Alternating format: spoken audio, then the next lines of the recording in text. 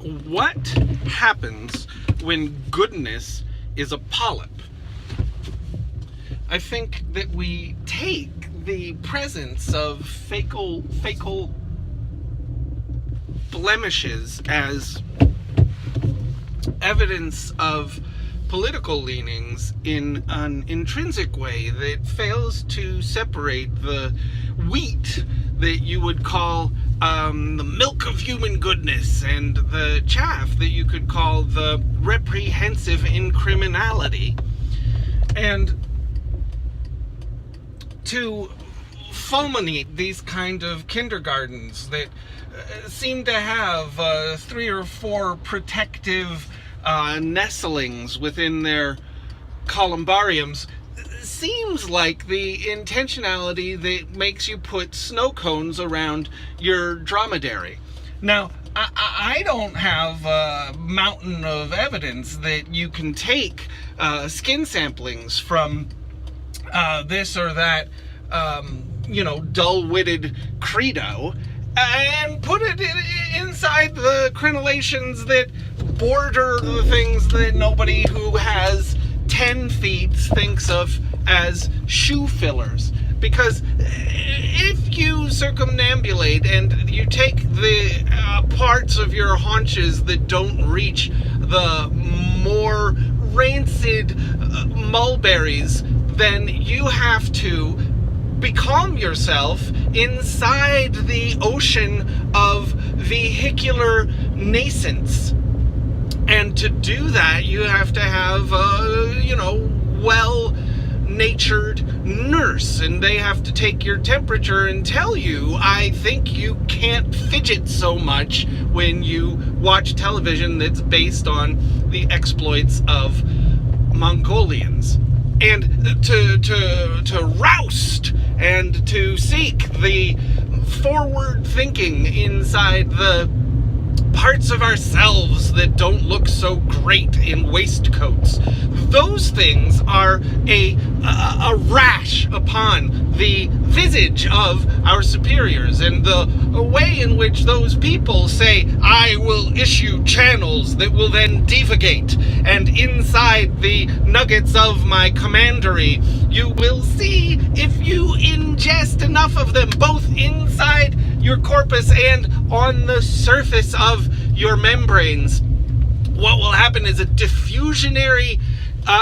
catastrophe. And the people who say, I can minimize all of those skin conditions, and I can say, no matter what your character, no matter who you seek to promote by making tattoos of their face on your ankles, none of them look like the waist guards or the sort of, if you take something that has a consistency of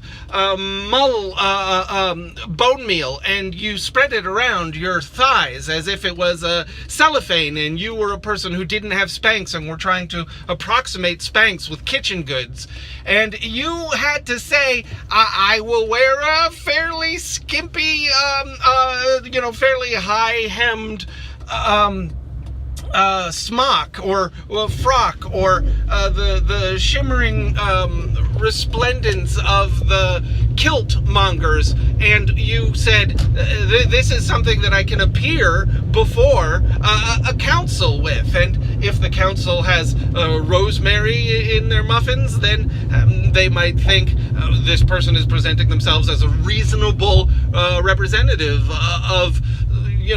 terpsichore. And you say, I see a zit of resistance, or I see a canker sore of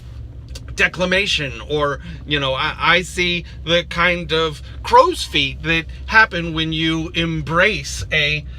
solitary knee wart. And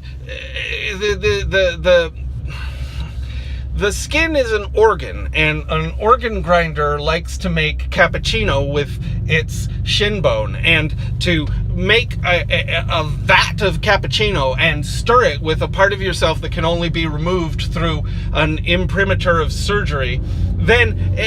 we have a book and we open it, and the first leaflet, we can say, I didn't edit this and I didn't proofread it, and yet the grammar is impeccable. And to take these things and sort them into an index of our failings becomes the promontory upon which the several tribes of shamrocks take their kindergartens and their little tykes, and they make little feet capsules that are able to be dissolved in spit.